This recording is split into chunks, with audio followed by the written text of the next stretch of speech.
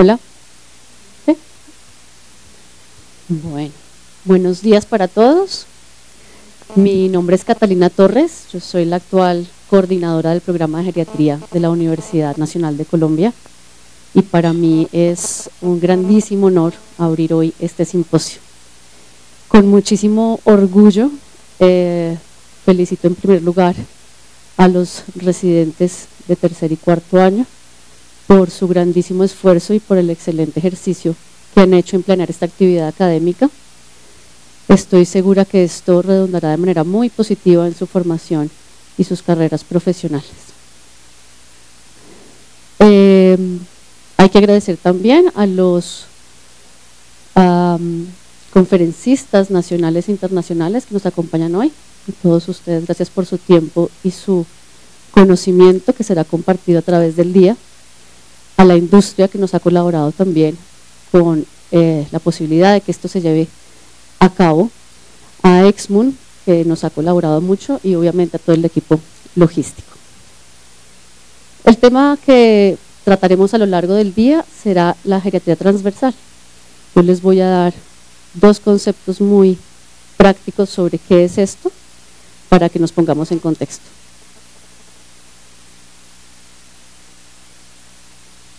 Bueno, como estamos hablando de geriatría, es importante hablar un poquito de estos conceptos demográficos. Esta es una gráfica que a mí me encanta, es del Museo de Historia Natural de Estados Unidos y nos muestra cómo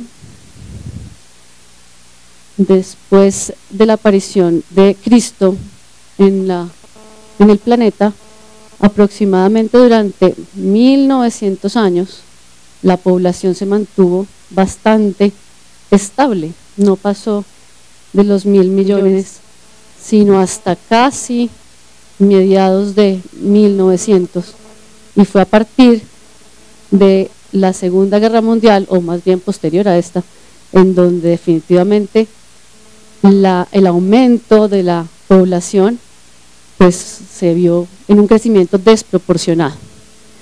Este crecimiento, esta ausencia de mortalidad en edades tempranas, en niños lactantes y mujeres en edad reproductiva, pues fue lo que prácticamente nos dio la posibilidad de poder conocer el fenómeno del envejecimiento.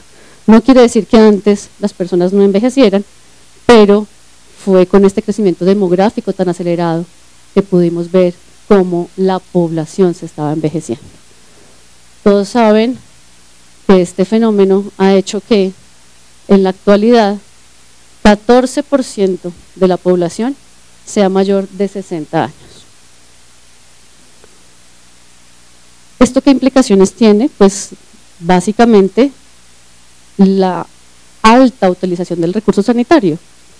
Entonces, esta población, que es más o menos del 14% para el 2020 y que seguirá creciendo, ocupa 30% de la consulta a urgencias, ocupa 40% de las estancias hospitalarias, ocupa el consumo del 30% de los medicamentos que se producen a nivel mundial.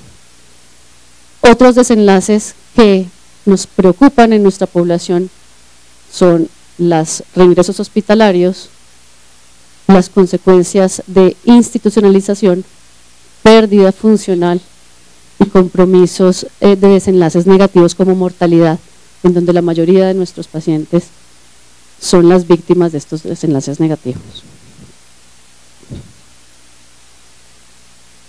Esta alta utilización del recurso pues es lo que nos trae hoy aquí. Cómo nosotros, como geriatras, podemos optimizar el uso de este recurso y evitar que los desenlaces negativos se presenten con tanta frecuencia en nuestra población. Y aquí es donde nace la geriatría transversal, pues no es más que un modelo de atención que está en crecimiento, desarrollo, no está terminado y que seguirá evolucionando a través del tiempo. La geriatría transversal es pues la ampliación de la geriatría en sentido horizontal. Vamos a impactar desde nuestro saber a otras especialidades basándonos específicamente en el concepto de la multidisciplinaridad, trabajando no solamente en equipo como estamos acostumbrados los geriatras con otros profesionales sanitarios, sino de la mano y en llave con otros especialistas médicos.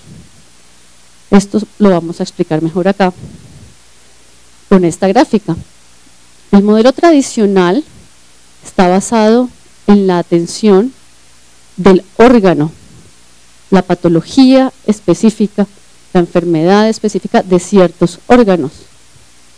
El modelo basado en la persona, que es el modelo que utilizamos nosotros, es un modelo que ve al individuo de manera global, en sus 4 dimensiones: clínica, mental, funcional y socioafectiva. La geriatría transversal sería entonces el puente que nos permitiría enlazar estos 2 saberes: la patología específica del órgano, ya sea desde cardiología, desde ortopedia, desde cualquier especialidad médica o quirúrgica, con los saberes de la geriatría que nos permitan hacer unas intervenciones y una toma de decisiones más individualizadas. ¿Por qué esto es importante?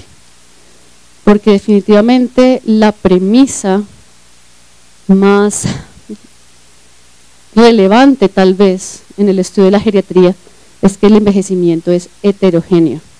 El envejecimiento no es igual en ninguna de las personas. De manera amplia, muy burda, muy robusta, podemos clasificar este envejecimiento en 4 maneras de envejecer. Una manera de envejecer que hablamos como envejecimiento exitoso, paciente robusto, que es un paciente que básicamente no tiene mucha enfermedad, es sano física y cognitivamente, tiene un buen soporte, un buen entorno social, no consume muchos medicamentos. En el otro espectro tenemos pacientes muy comprometidos con un envejecer patológico, que tienen numerosas enfermedades, que han perdido su capacidad de independencia, que están sujetos o son víctimas, por decirlo de alguna manera, de varios síndromes geriátricos. Y tenemos un gran grupo, que es el que estamos más acostumbrados a tratar, que es el grupo del paciente que está prefrágil, que significa que tiene alguna carga mórbida, puede o no tener algunos síndromes geriátricos, puede o no tener alguna condición mental, pero que aún así está compensado y funciona bien, digámoslo así. Y un grupo de pacientes frágiles, lástima los colores no se ven tan bien aquí en la presentación, hacemos una semaforización de verde a rojo, y este paciente que denominamos frágil, que es el paciente que efectivamente tiene mucha patología, que tiene o padece múltiples síndromes geriátricos y que todas estas condiciones ya impactan de alguna manera en su funcionalidad, en su desempeño, en su autonomía. Esto ustedes todos lo manejan muy bien, pero tal vez el público que nos atiende hoy no tenga estos conceptos tan claros. Entonces es importante saber de dónde viene esto. Vemos estas gráficas, que son la representación de la gráfica anterior. Entonces tenemos el paciente, digamos, verde, que es el robusto, el paciente prefrágil, que está en amarillo, y el paciente frágil, que está en naranja. El lado izquierdo de las gráficas nos muestra el estado funcional basal de nuestros pacientes. Vemos que estos pacientes en general funcionan bien, son pacientes de los que vemos en la consulta, son capaces de desplazarse, tienen algunos déficits, pero no son un paciente que esté, digamos, en estado de terminalidad o postrado en cama. Y vemos cómo cada uno de ellos tiene una serie de mecanismos fisiológicos representados acá en estos resortes, que son los que les dan precisamente ese soporte. Entonces el paciente robusto tiene 3 resortes que le dan un buen colchón de capacidad, de adaptabilidad. El paciente prefrágil ya va perdiendo esa capacidad adaptativa y el paciente frágil definitivamente pues está así, vulnerable, con una pérdida importante en esa capacidad de adaptación. Por poner un ejemplo, estos pacientes son todos sometidos a una noxa específica. Vamos a ponerle caída, fractura de cadera, hospitalización, cirugía. La misma noxa para los 3 tipos de pacientes. El paciente robusto, como lo vemos bien, tiene esta noxa, pero tiene tan buena capacidad de adaptación que los daños secundarios son mínimos y generalmente reversibles. El paciente prefrágil, que ya tiene menos capacidad adaptativa, se ve como la misma noxa, fractura, caída, hospitalización, cirugía, empieza a tener una mella en su funcionalidad y es cuando empezamos a ver las complicaciones del paciente que está hospitalizado y hace algunos otros síndromes geriátricos, pierde algo de funcionalidad, puede hacer algo de delirio. El paciente frágil, que funciona bien con este resortico, pero una vez tiene la noxa, la misma noxa que tienen los demás, su capacidad de respuesta es pobre, es mala. Ese es el paciente que se descompensa de su enfermedad, ese es el paciente que hace todas las complicaciones de la hospitalización. Y muy probablemente cuando se retire la noxa no va a ser capaz de recuperar su estado previo. ¿Qué pasa con la geriatría transversal? El cirujano, el ortopedista, fundamental y protagonista en este ejemplo, operará, ¿cierto? Su función es similar en los 3 escenarios. ¿Qué hace el geriatra? Identificar cuáles son las situaciones que ponen más vulnerables a estos pacientes y lo que buscamos es evitar, disminuir, modificar esos factores para que las consecuencias no sean tan graves en ellos. Entonces, pues eso es la geriatría transversal, es la unión de saberes dentro de lo que más establecido, más estudiado están las unidades de ortogeriatría, con más fortaleza y más robustez en la evidencia, las unidades de oncohematogeriatría, muy en boga ahorita la cardiogeriatría, sobre todo en falla cardíaca. También tenemos en cardiología la cirugía cardiovascular en reemplazo valvular. La uroginecogeriatría con unidades de incontinencia. La cirugía general también es una rama que está trabajando muy en equipo con nosotros, cirugía abdominal, las unidades neurológicas y, como lo mencioné antes, la cirugía vascular. Esto no es más que un ejemplo, no nos vamos a detener, no salió la referencia. Bueno, esta gráfica es de una revista que se llama Nutrición Hospitalaria, es del 2015. No nos vamos a detener mucho en el contenido de la gráfica, lo único que les quiero mostrar es cómo en estos estudios que son pacientes valorados por oncología en diferentes tipos de tumores, onco o hematología, la valoración por geriatría de esos mismos pacientes pudo cambiar la conducta del médico tratante en diferentes proporciones.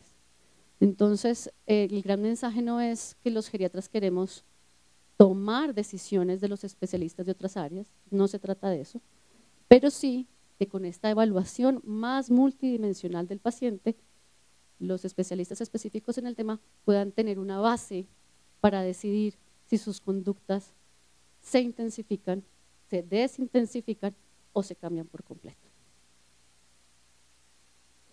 Ya para terminar y dejarlos con los contenidos más importantes, quiero mostrarles que no es la geriatría transversal, porque muchos dirían, bueno, pero uno puede hacer una interconsulta por geriatría y tenemos el mismo resultado. Entonces acá les muestro que no. La geriatría transversal no es una interconsulta por geriatría. Hay varios aspectos que mencionan acá, pero para mí tal vez los más importantes son los resaltados. ¿Dónde se hace la interconsulta? Generalmente en un paciente hospitalizado.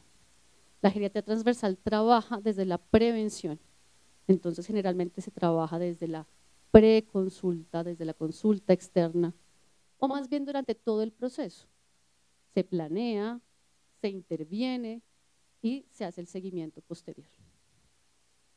La segunda diferencia, que para mí es más relevante, es que la interconsulta hace seguimiento y control a un problema específico, a la descompensación, al problema que el médico tratante pudo identificar que ya está instaurado. Como ya les dije, entonces la geriatría transversal hace la evaluación preventiva y habla de la identificación de fragilidad, que ya mencionamos que es, y del seguimiento de este paciente en cuanto a rehabilitación y pronóstico. Por último, la diferencia que más relevante me parece es que en la interconsulta generalmente el geriatra se desplaza, ve al paciente, da un concepto y el tratante decide si aplicarlo o no. Es como un trabajo muy individual. Aquí, en la geriatría transversal, nos caracterizamos, o se caracteriza más bien, porque el trabajo es multidisciplinario desde el comienzo. Como les dije, no solamente con los servicios asistenciales adicionales, con enfermería, trabajo social, terapias, psicología, etcétera, sino que se trabaja en equipo desde el comienzo. Entonces, lo que verán en el resto del día, pues es cómo estas intervenciones del geriatra impactan específicamente en los desenlaces en las diferentes patologías que nuestros expositores les van a mencionar en el transcurso del día. Entonces, no siendo más, muchas gracias.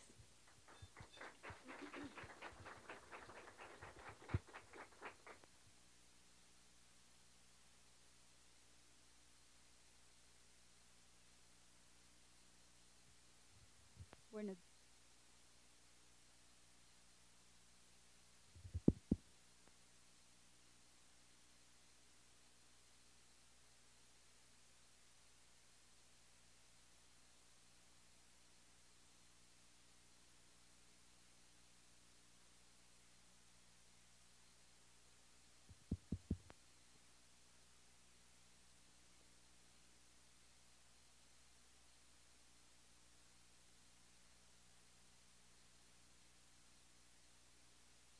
Uno, dos. listo. Buenos días. Agradecemos a la doctora Catalina por la introducción. Mi nombre es Lucía Díaz, yo soy jefe de residentes de geriatría de la Universidad Nacional. En nombre de mis compañeros, agradecemos el acompañarnos en esta jornada académica. Voy a presentar al siguiente expositor, el doctor Javier Cabrera Guerra, quien es presidente de la Asociación Colombiana de Gerontología y Geriatría, especialista en Administración en Salud y Gerencia Hospitalaria, médico geriatra de la Universidad Javeriana. Él nos va a acompañar con su charla Salud Pública y Geriatría Preventiva.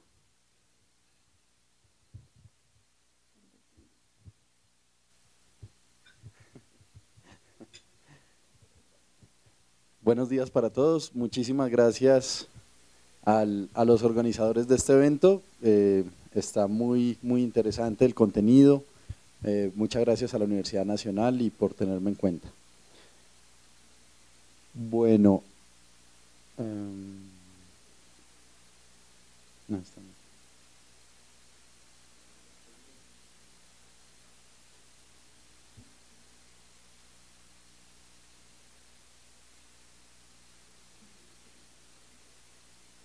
Entonces, como bien lo ha dicho la doctora Catalina, la geriatría transversal pues adquiere su importancia por ser una geriatría de tipo más preventivo. Y hacia allá es donde están migrando los sistemas de salud y hacia allá es donde está migrando nuestro sistema de salud también. Vamos a empezar hablando de una actualización de indicadores demográficos, luego vamos a hablar sobre los determinantes sociales de la salud en la vejez, algo sobre unos contextos macro para hacer salud pública una actualización sobre necesidades de salud prioritarias en Colombia y cómo nos ven desde otras partes del mundo y otros retos que tenemos como sociedad también. Entonces, esta actualización es una proyección hacia este año que hacen desde el DANE, que esto se presentó en el Congreso de la Asociación hace un par de meses. Básicamente en el 2005 el 9% de la población era personas mayores de 60 años, posteriormente en el 2018 el 13.3% eran mayores de 60 años y para este año la actual directora del DANE nos dice que el porcentaje actual de la población de 60 y más años es del 14.4%. Y esto va a seguir aumentando y nos vamos a ir dando cuenta que hoy para el 2030 y para el 2050, que son las proyecciones actuales que hay en los diferentes estamentos de salud pública, digamos la situación de las personas mayores y su carga de enfermedades también va a seguir aumentando.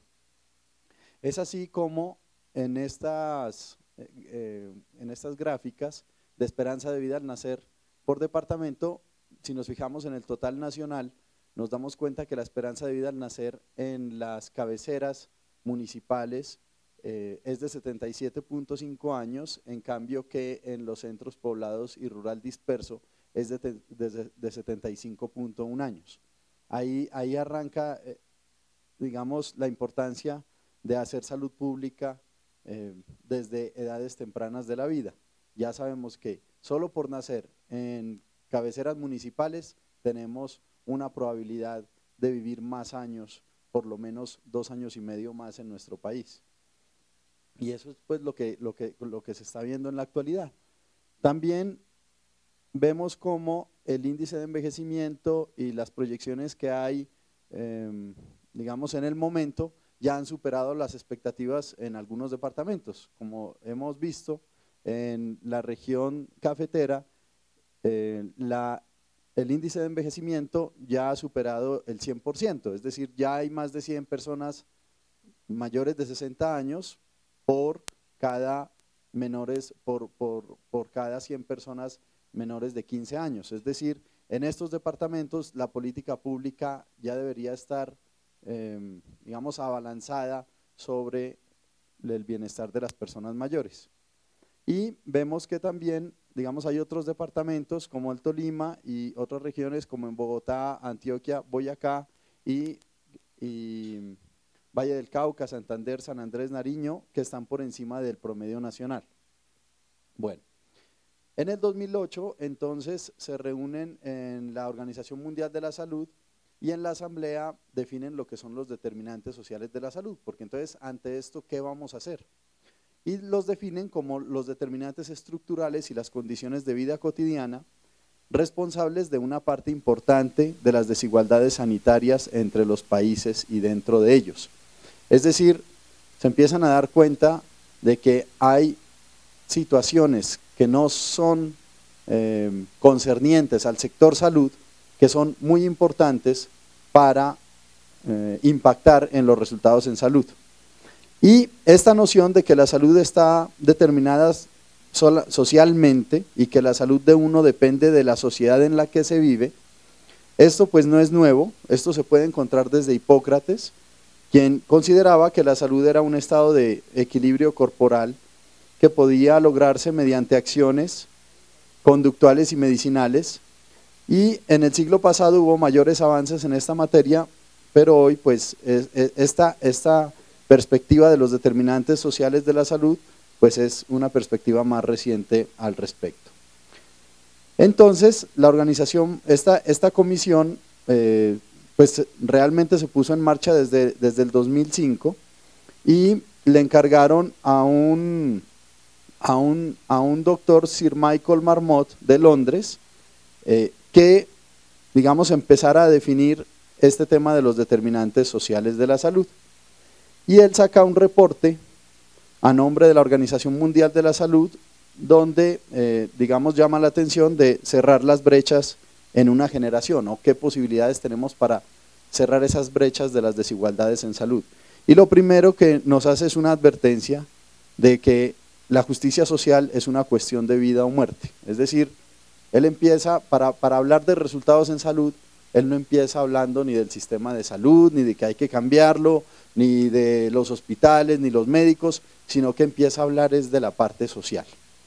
Y es una cuestión de vida o muerte porque esto, la justicia social, influye sobre el estilo de vida de las personas que pueden llevar en el contexto en el que nacen, crecen y se desarrollan.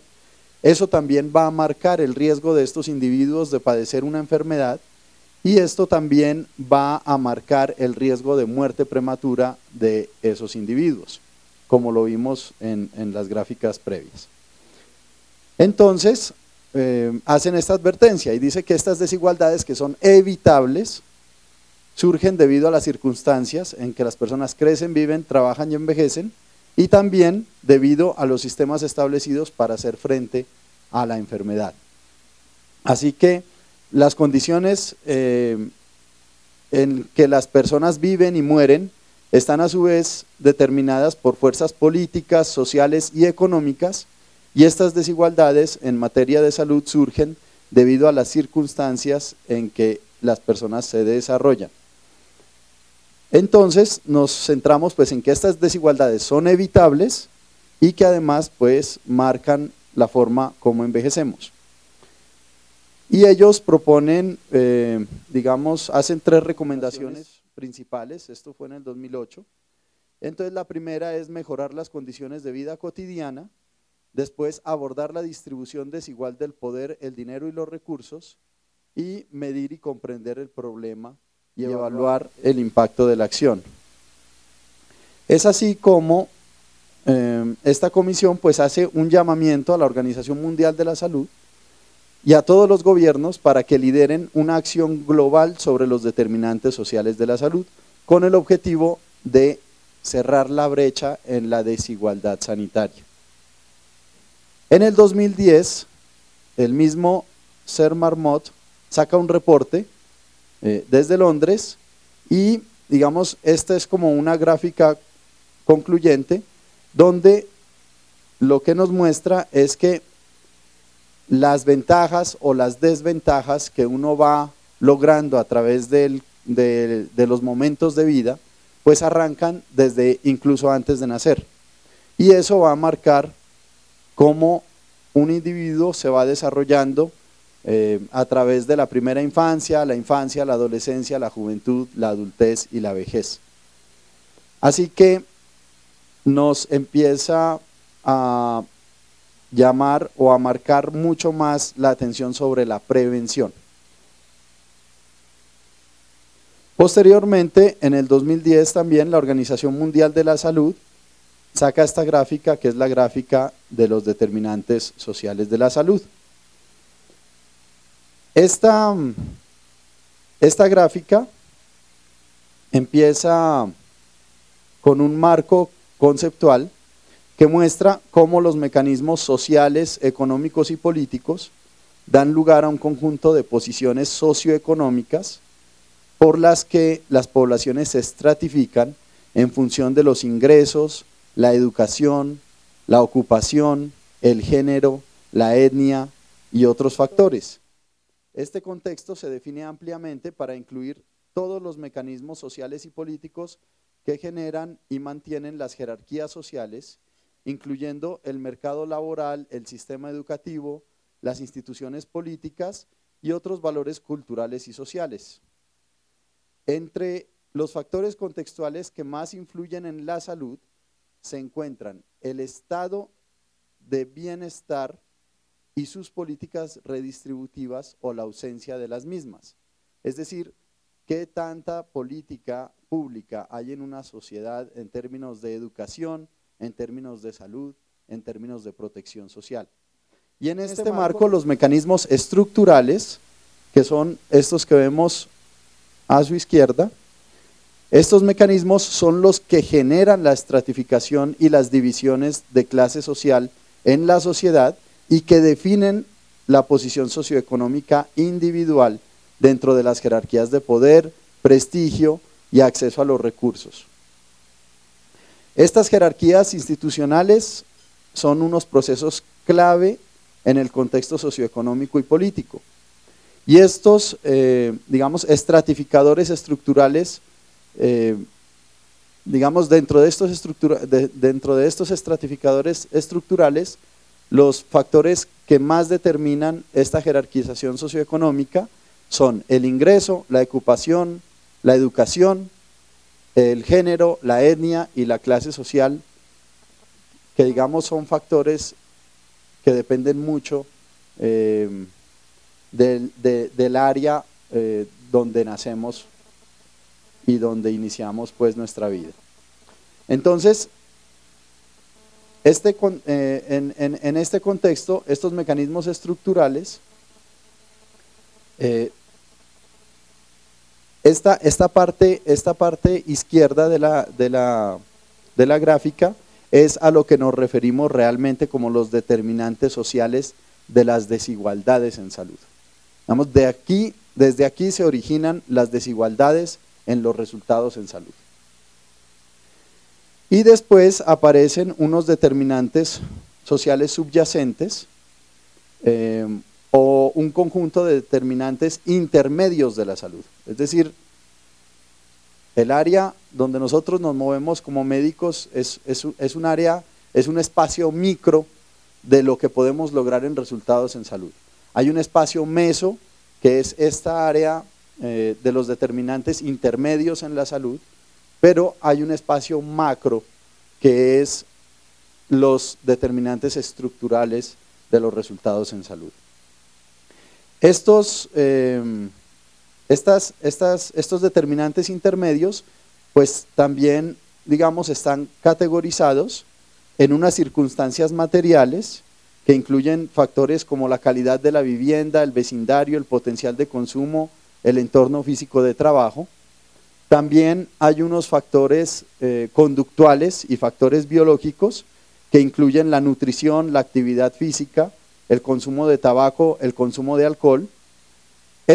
Todo esto que se distribuye de forma diferente entre los distintos grupos sociales, y también hay unas circunstancias o unos factores psicosociales que incluyen factores de estrés psicosocial, las circunstancias de vida y relaciones estresantes y apoyos sociales y estilos de afrontamiento. Entonces, el papel, bueno, aquí este marco también tiene en cuenta el propio sistema sanitario. Y, digamos, cuando se habla ya del sistema de salud como determinante social de la salud, el papel de este sistema de salud adquiere una especial relevancia a través de la cuestión del acceso. ¿Qué tanta probabilidad tenemos como individuos de acceder a nuestro sistema de salud?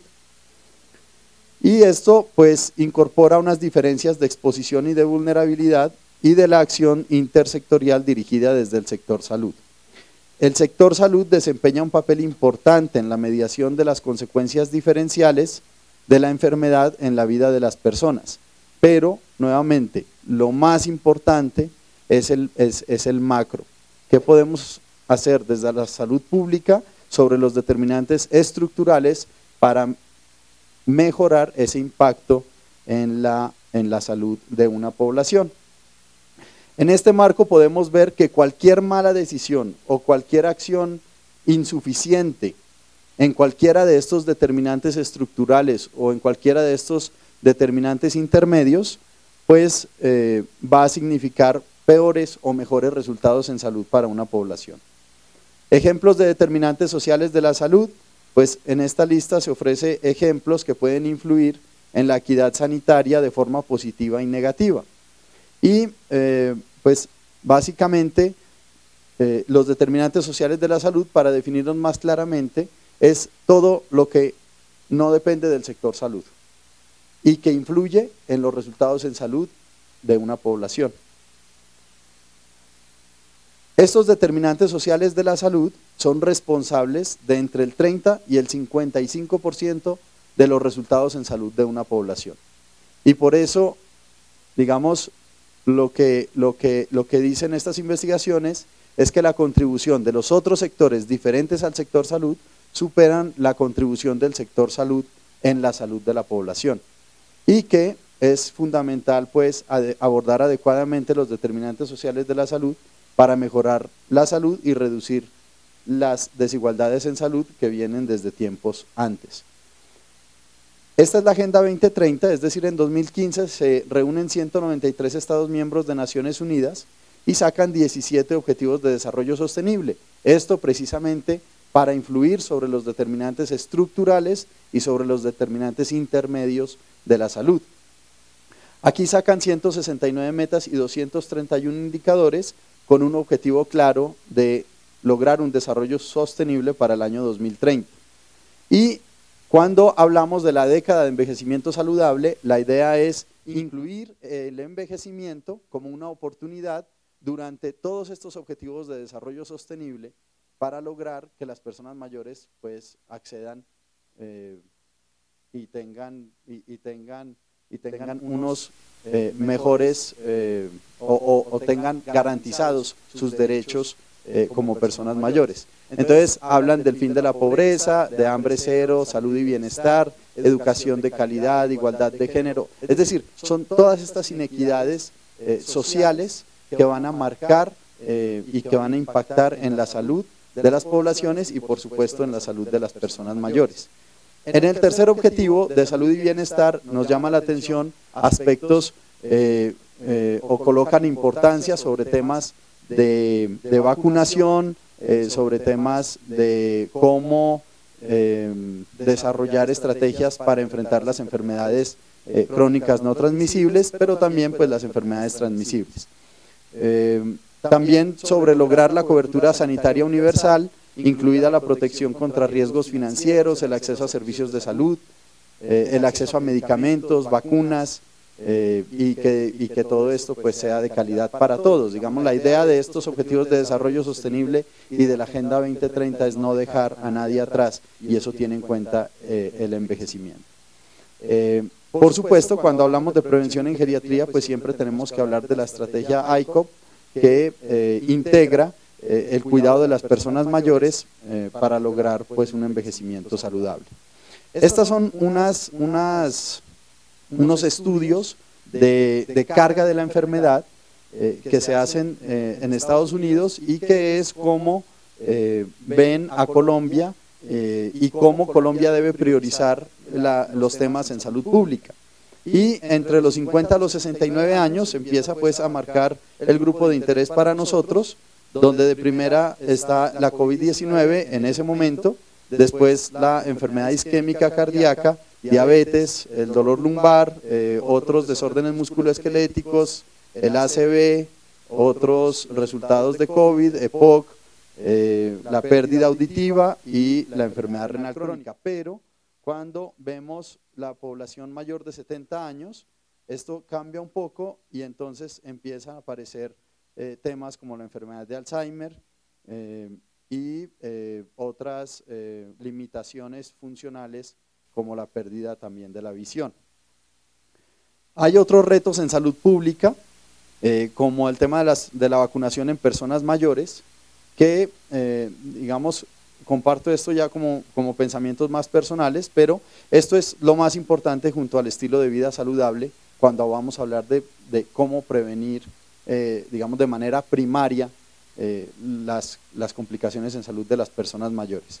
Entonces tenemos el reto de actualizar el plan ampliado de inmunizaciones, de aumentar la cobertura de este plan y de cómo desde nuestro gremio podemos pertenecer al Comité Nacional de Prácticas de Inmunización, que es donde se toman las decisiones sobre este plan ampliado de inmunizaciones. Y una de las metas, digamos, para el 2030 es que los países aumenten la cobertura de ese plan que está enmarcado para cada país. Los beneficios de la vacunación pues están descritos, pero también, digamos, no solo va a mejorar la prevalencia de enfermedades infecciosas, sino también va a disminuir el riesgo de complicaciones en otros sistemas como el sistema cardio y cerebrovascular, además de mejorar la calidad de vida de las personas.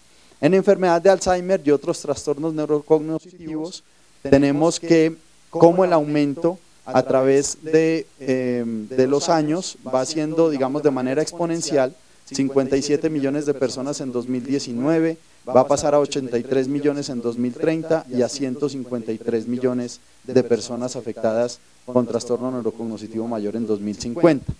El costo de años de vida ajustados por calidad, o sea los ABAC perdidos, será del doble en 2050 en comparación con el actual. El costo en dólares en 2050 será el doble al actual, sobre todo en términos de cuidados. 2/3 de las personas con trastorno neurocognitivo mayor viven en países en vías de desarrollo y más que eso en países latinoamericanos, que es donde, digamos, nosotros podemos ejercer nuestra acción.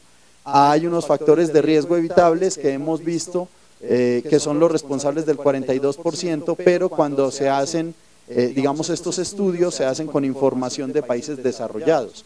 Cuando se hace esta extrapolación hacia los países latinoamericanos, se estima que el impacto de estos factores de riesgo es del 56%. Es decir, si nosotros impactamos sobre factores de riesgo prevenibles para deterioro cognitivo, podemos disminuir el riesgo de padecer estas condiciones hasta en un 56%. Esto es necesario porque pues, Colombia en Latinoamérica es uno de los países que más, digamos que más porcentaje de aumento tiene proyectado para el 2050. Entonces, se tiene proyectado que va a ocurrir un aumento en casos de personas con trastorno neurocognitivo mayor hasta de un 272%. Y esto está muy por encima de muchos otros países latinoamericanos y por supuesto de países de Norteamérica. Y otro reto en salud pública es la osteoporosis. Colombia tiene una de las prevalencias más altas de osteoporosis en Latinoamérica también, con un 33%, y la más alta de fracturas vertebrales en personas mayores de 70 años, con 22%. También esta es una condición que afecta más a las mujeres, que también reduce la expectativa de vida, que también afecta la productividad y la calidad de vida. La cantidad de fracturas, si no intervenimos desde ya, para el 2030, cerquita solamente ya aumentará en un 70%, y no tenemos en nuestro país datos sobre la carga de la enfermedad. La osteoporosis debe ser enmarcada como una prioridad de salud pública y como todos los retos en salud pública debemos fortalecer sistemas de información, mejorar estrategias de tamizaje, de diagnóstico, de tratamiento y fortalecer por supuesto el conocimiento en pacientes y en el recurso humano. Bien, entonces como conclusión les dejo que los determinantes sociales de la salud son más importantes que la atención sanitaria cuando se quiere influir sobre la salud de una población. Abordar adecuadamente los determinantes sociales de la salud requiere de la actuación de todos los sectores y de todos nosotros. Las desigualdades en salud influyen sobre la esperanza de vida y la calidad de vida de las poblaciones, pero sobre todo sobre el desarrollo de las poblaciones. Y por eso, digamos, desde nuestros lugares, digamos, micro o meso de trabajo, debemos siempre estar pensando en qué contexto macro nos estamos moviendo. Las enfermedades crónicas no transmisibles y los factores de riesgo metabólicos son los componentes prioritarios de prevención en esta década en el país. No conocemos la carga de enfermedad de muchas patologías en Colombia, pero sabemos que hay unos problemas de salud pública que se nos vienen encima y están cerquita, digamos, si no empezamos a abordar estos temas, como el tema de la vacunación, como el tema del deterioro cognitivo y la osteoporosis, que marcan pues básicamente muchos desenlaces que los geriatras vamos a ver en la parte clínica, en la parte mental, en la parte funcional de las personas mayores. Y esto en una sociedad que envejece, pues va a marcar muchísimo, digamos, la calidad de vida de estas personas. No estamos preparados para afrontar la carga de estas enfermedades crónicas no transmisibles en el país. Nos hace falta sistemas de información, nos hace falta, digamos, un registro más adecuado de estas patologías y nos hace falta acceso a diagnóstico y tratamiento y, por supuesto, continuar con la educación. El sistema de salud enfrenta ya presiones de acceso, utilización y calidad. Se requiere con urgencia la Política Nacional de Cuidado y Personas Cuidadoras, que en este momento pues sigue a cargo del Departamento Nacional de Planeación, y como una reflexión final, pues digamos que siempre pensar que preventivamente podemos hacer muchas más cosas por muchas más personas y podemos impactar mucho más en la salud de una población haciendo salud pública, digamos que solamente desde la parte asistencial. Así que el llamado es que siempre que estamos, digamos, desde lo asistencial, pensemos nuestras decisiones cómo nuestras decisiones pueden estar impactando a la salud pública y a los determinantes sociales de la salud en nuestra área de trabajo. Muchas gracias por su atención. Gracias. Gracias a usted, doctor Cabrera, por su apoyo y excelente charla. La siguiente expositora nos va a acompañar con la charla Manejo del dolor crónico en ancianos, rotación de opioides, la doctora María Jimena Beltrán, médica anestesióloga, especialista en dolor y cuidado paliativo de la Fundación Santa Fe de Bogotá. Gracias, doctor.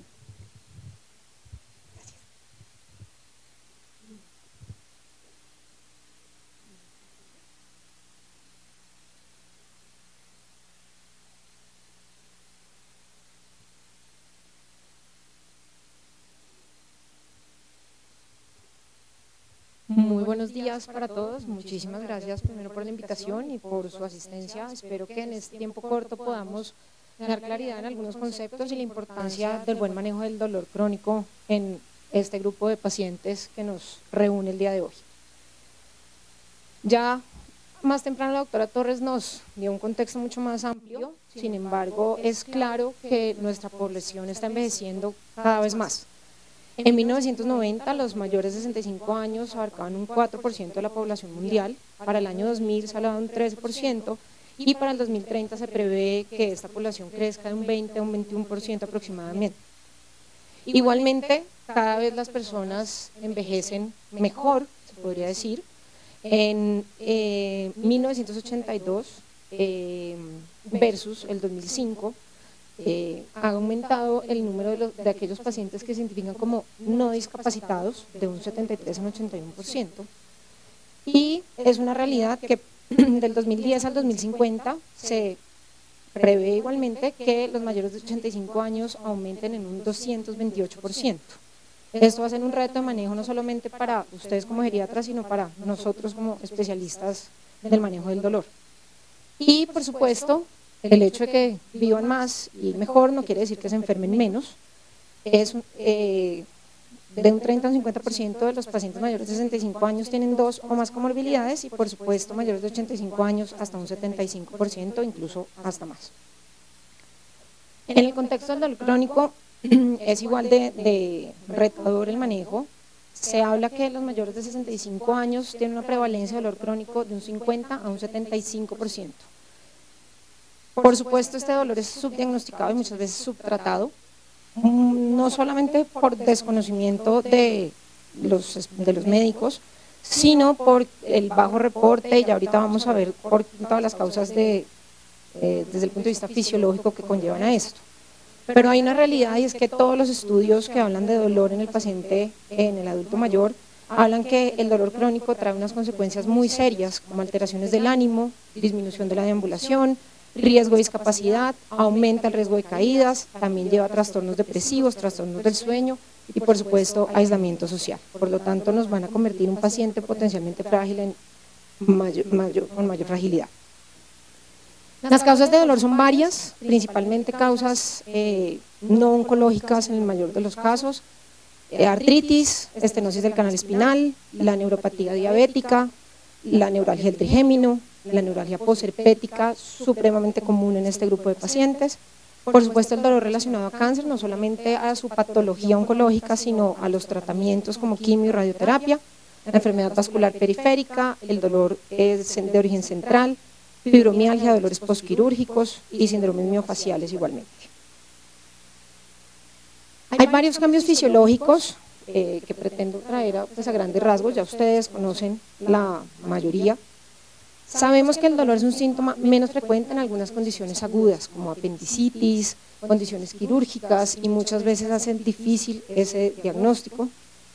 Estudios psicosociales han demostrado que hay un aumento del umbral para el dolor, sobre todo el estímulo térmico. Otros tipos de estímulos como el mecánico no tienen cambios en el umbral y hay reportes bastante contradictorios, pero sí el estímulo térmico, y pues sabemos que muchas de las fibras que transmiten dolor van por estas mismas vías.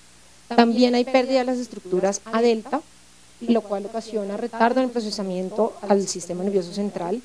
Unos estudios con neuroimágenes funcionales han demostrado que disminuye la actividad de la corteza insular medial y esto ocasiona también pues, alteraciones de la percepción del dolor y también hay una disminución en la velocidad sobre el tracto espinotalámico lateral. Hay una mayor tendencia de los pacientes adultos mayores a cronificar el dolor por la reducción en la neuroplasticidad y es cierto que los pacientes mayores hacen un aumento de la tolerancia al dolor tanto agudo como crónico. Ellos ven esperable que duela, no lo reportan, pero conllevan a las consecuencias previamente mencionadas. El paciente anciano es un paciente bastante complejo, no solamente por sus comorbilidades, sus discapacidades y su alteración en las actividades básicas diarias y su riesgo de fragilidad que disminuye por supuesto la reserva y la resiliencia y pues el dolor como papel fundamental dentro de esta triada que podríamos mencionar. Siendo aún mayor la complejidad por los síndromes geriátricos, no me voy a detener profundamente en esto porque sería pues, contradictorio hablar de un grupo de geriatras sobre los síndromes geriátricos, pero la declinación funcional, las caídas, el deterioro cognitivo, la fragilidad, las comorbilidades y la polifarmacia hacen que el manejo del dolor en estos pacientes se vuelva aún más complejo.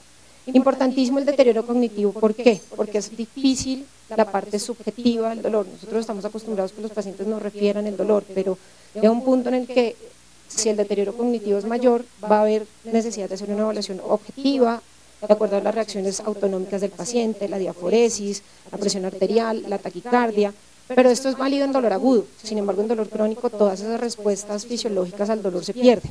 Entonces, ¿hasta dónde esas escalas visuales o verbales análogas que tendemos a utilizar para el manejo del dolor pueden ser válidas? Por supuesto, si hay un compromiso avanzado de la enfermedad, pues no hay ninguna cabida de estas. Y si hablamos del dolor por cáncer, tenemos que sumar todo lo anterior que ya hablamos, a que el dolor oncológico pues muestra múltiples facetas, no solamente su componente físico, como efectos del tumor o del tratamiento, sino también toda la parte no física, como la respuesta psicológica al dolor, la capacidad para afrontarlo, el nivel de angustia y de sufrimiento que este dolor ocasiona. Se sabe que las mujeres tienden a enfrentar, y no me de sexista, pero las mujeres tienden a enfrentar un poco diferente el manejo del dolor que los hombres y tienden a ser mayor dolor crónico las mujeres que los hombres en patología no oncológica, pero si esa paciente tendiente a ser mujer presenta un cáncer y viene con un dolor crónico no oncológico de base, pues va a sumarse otro punto, otra arista para tratar. Hay unos mitos importantes en el tratamiento del dolor oncológico que debemos sacarnos de la cabeza. La Organización Mundial de la Salud menciona que el 80% de los pacientes van a lograr alivio del dolor si uno sigue adecuadamente la escalera analgésica. Esto es falso. Se sabe que hasta un 50% de los pacientes no van a lograr un adecuado tratamiento del dolor siguiendo esa escalera analgésica. Igualmente, otro mito es que los procedimientos invasivos analgésicos son considerados el cuarto escalón de la escalera y solamente se pueden tener en cuenta cuando han fracasado todos los tratamientos farmacológicos. Ojalá los tuviéramos más presentes de forma temprana. Y el tercer mito que debemos sacarnos es que todos los pacientes con dolor por cáncer van a responder a los opioides. Esto es falso. ¿Qué más quisiéramos nosotros? Pero sobre todo en cáncer avanzado se mencionó que hasta un 30% de los pacientes van a tener un dolor de difícil, incluso refractario manejo. Todos conocemos la escalera analgésica de la Organización Mundial de la Salud. Esta escalera analgésica ya está mandada a recoger de 1986, donde hay 3 escalones. Empezamos con medicamentos no opioides, principalmente acetaminofén, con algunos ayudantes. El segundo escalón antes eran los opioides débiles con los no opioides, y el tercer escalón los opioides fuertes. En el 2016, la Organización Mundial de la Salud incluyó un cuarto escalón donde están los procedimientos analgésicos intervencionistas y pues menciono este cambio de paradigma, debemos hacerlo todos, donde se vuelve una escalera de tanto para arriba como para abajo, donde uno puede jugar con los diferentes escalones de acuerdo a las necesidades individuales de cada paciente. Por supuesto, vamos a tener el opioide débil, los ayudantes siempre presentes, pero los opioides potentes pueden entrar un poco antes y, como yo mencionaba, los procedimientos analgésicos intervencionistas, que no es tema de profundidad de esta charla, también cogen una cabida importante. Nosotros en nuestro hospital hemos logrado una muy buena relación con los geriatras y cada vez nos están enviando tempranamente los pacientes para buscar disminuir con esas estrategias intervencionistas el requerimiento de medicamentos. ¿Y esto por qué? Ustedes conocen la asociación, la Sociedad de Geriatría Americana, American Geriatric Society, tiene los criterios BEARS, donde mencionan qué medicamentos van a ser inapropiados en los adultos mayores.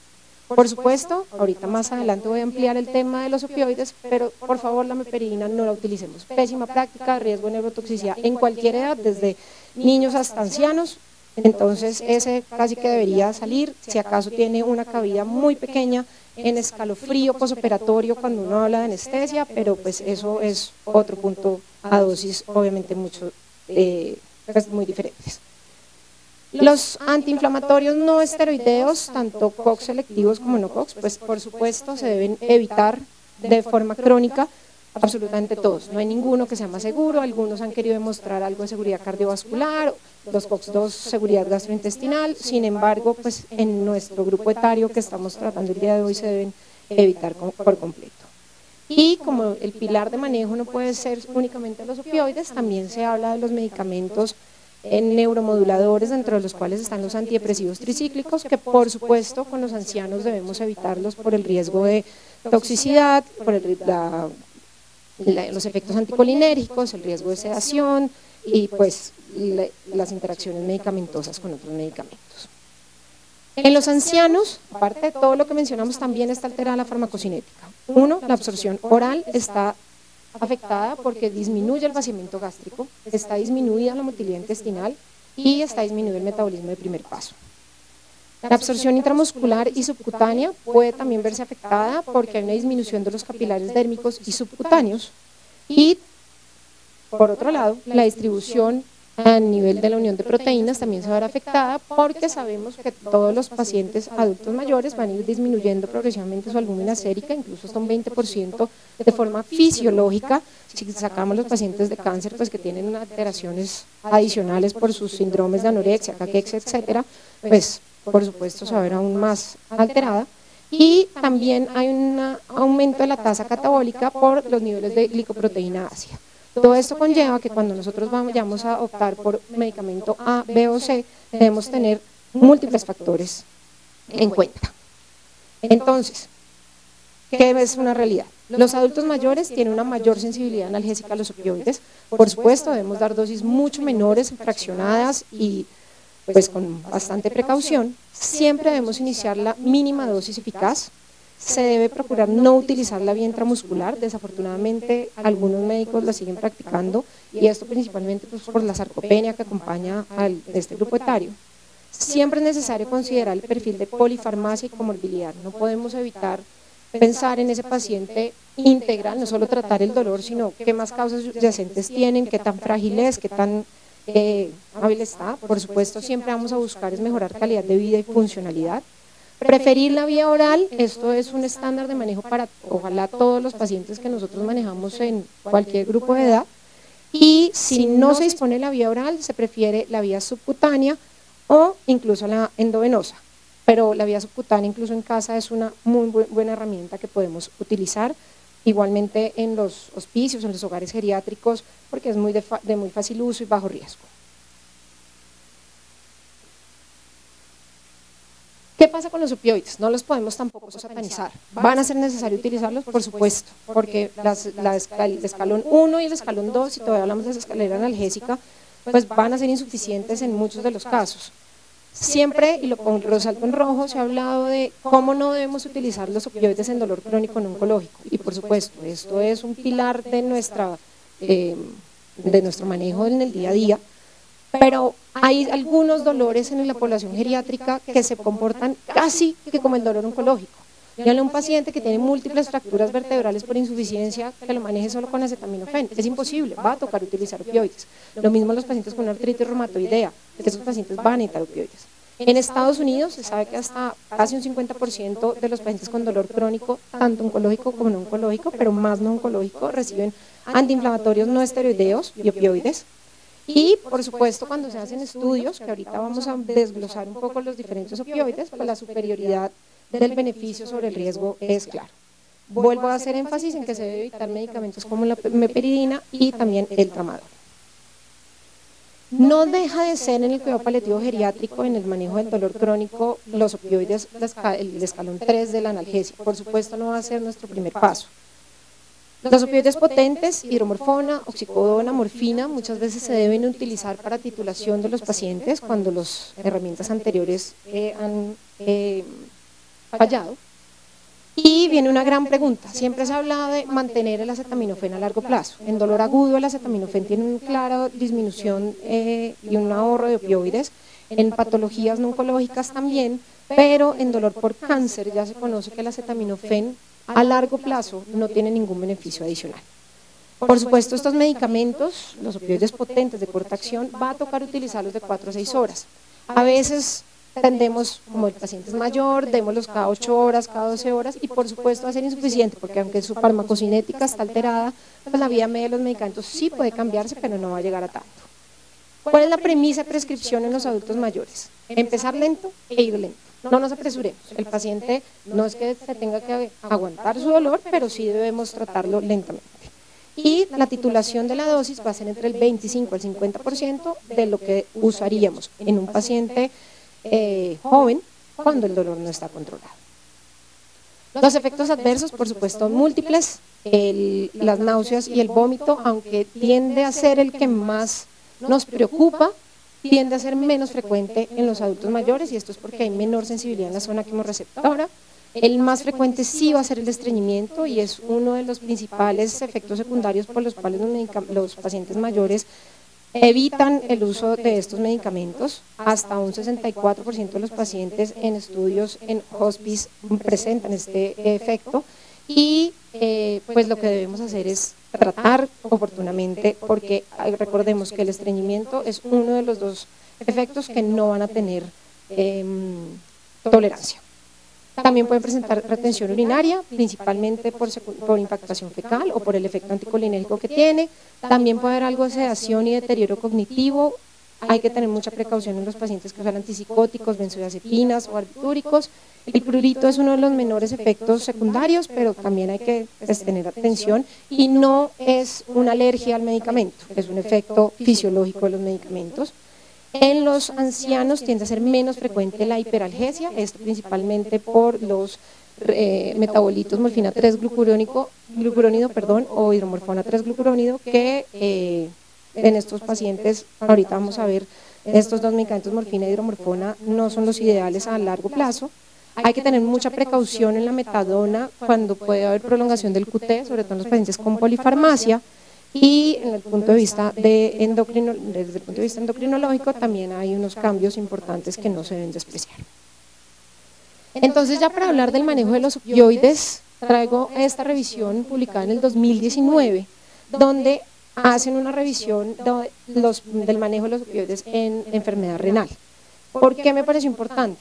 Sabemos que fisiológicamente la función renal va a ir disminuyendo año a año después de los 65 años, sin condicionar una enfermedad renal crónica como tal, pero el paciente va a tener una alteración de la tasa de filtración glomerular. Entonces, cuando vamos a revisar los diferentes opioides, ya se han establecido mediante diferentes estudios cuáles pueden ser los más seguros para manejar nuestros pacientes.